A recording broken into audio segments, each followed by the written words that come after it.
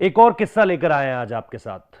किताब वही आर श्रीधर ने जो लिखी थी, उनके दिन भारतीय क्रिकेट टीम के साथ, और उस दौरान का एक किस्सा जिसको पढ़कर निश्चित तौर पर मुझे बड़ी हैरानी हुई। हैरानी इसलिए नहीं हुई कि रवि शास्त्री ने जो कहा और सीधे महेंद्र सिंह धोनी को कह दिया।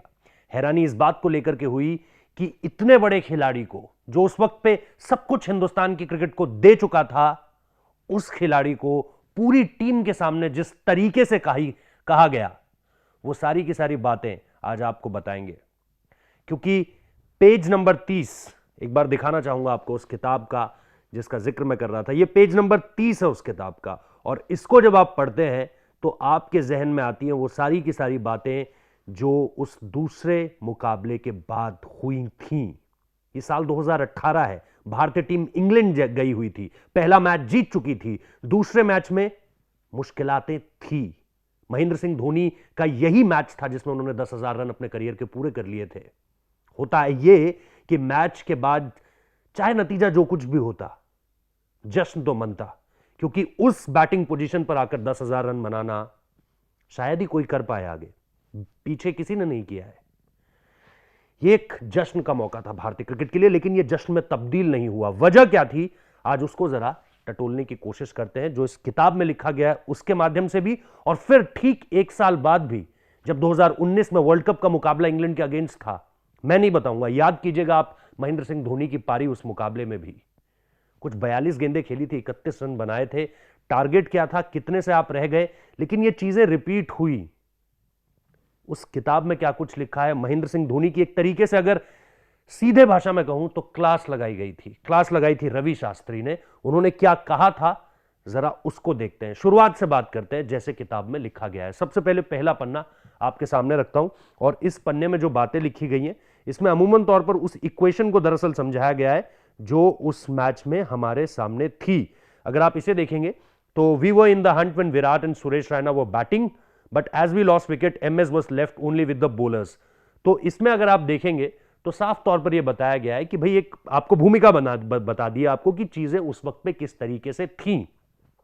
इसके बाद वो क्या कहते हैं, अनकैरेक्टरिस्टिकली, यानी कि अमूमन तौर पर जैसा होता है वैसा हुआ नहीं, क्योंकि हम उसके बाद अगले 10 ओवर में हमें 13 रन मतलब 10 ओवर में 13 रन प्रति ओवर के हिसाब से रन बनाने थे अगर टारगेट चेज होना था, लेकिन हम अगले 6 ओवर में महज 20 रन बना पाए।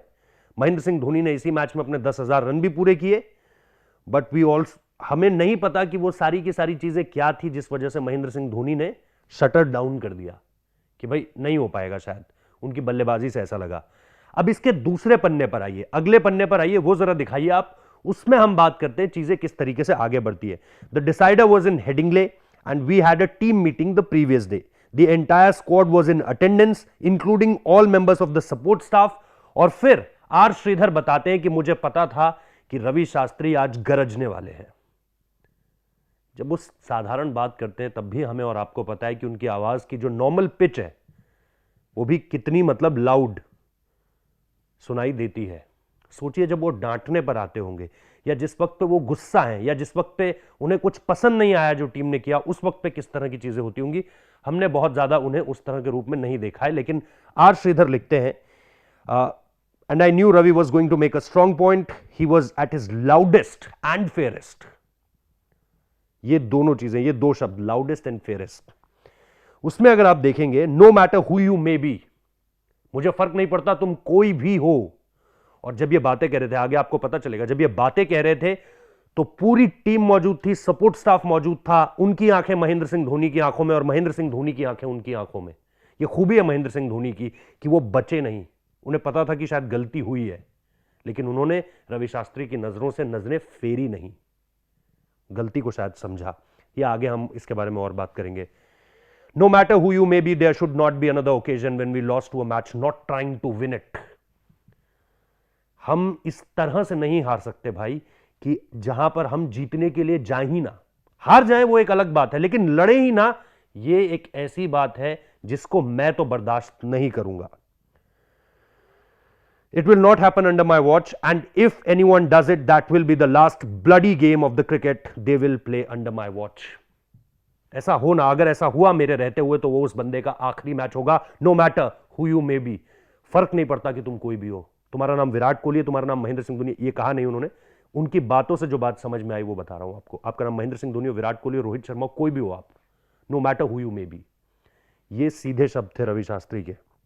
You can lose a cricket game, no shame in that, आप हार सकते हो, उसमें कोई शर्म नहीं है, but you will not lose like this, कि भाई आप लड़े ही नहीं, आपने हथियार पहले ही डाल दिए।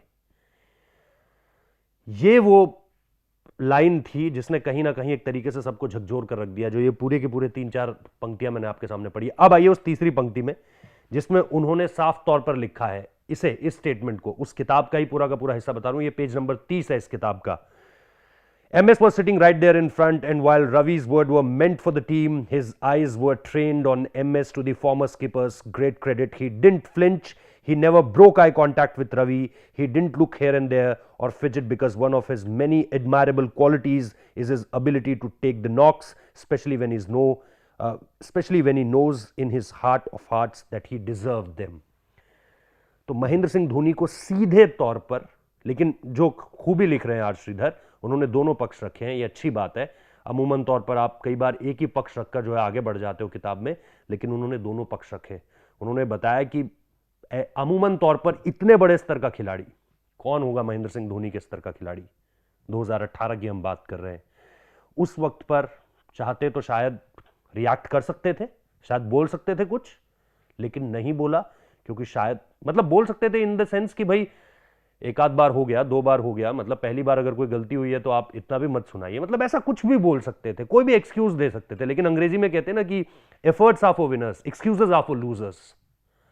वो चीज महेंद्र सिंह धोनी के अंदर हमेशा से थी, और वही चीज उन्होंने उस दिन भी दिखाई। और ये भी आर श्रीधर बताते हैं कि उनकी बहुत सारी खूबियों में से एक खूबी है ये कि अगर कोई गलती हो गई है तो उससे मुंह फेरेंगे नहीं, उसको जिसे आप कहते हो कि भाई आई कांटेक्ट के साथ उसे फेस करेंगे कि हां मुझसे गलती हुई है।